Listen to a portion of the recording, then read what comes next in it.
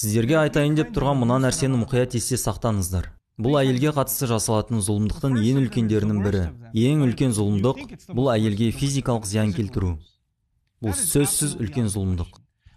Расулулла саллаллаху алейхи вассалам Алланың күңдері әйелдерді ұрмаңдар деген. Анық айтылған. Алланың күңдері әйелдерді ұрмаңдар.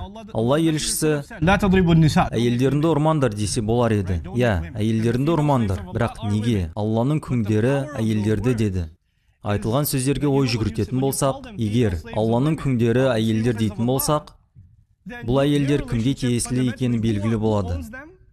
Алла олардың иесі. Егер сіз біреудің мүлкіне қол сұқсаңыз, мысалы, менің көлігімді зақымдасаңыз, сіз кімді ренжіттіңіз?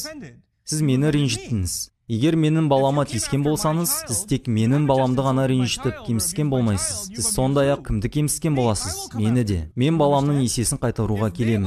Егер олар Алланың мүлкі болса, және сіз оларды ұратын болсаңыз, ісіңіз кіммен болады? Алламен. Түсініп отырсыздар ма? Олар Алланың мүлкі. Осыны пайғамбарымыз саллаллаху алейхи вассалам айтып тұр. Әйелді ұрып соғуға, қорлауға мүлдем болмайды.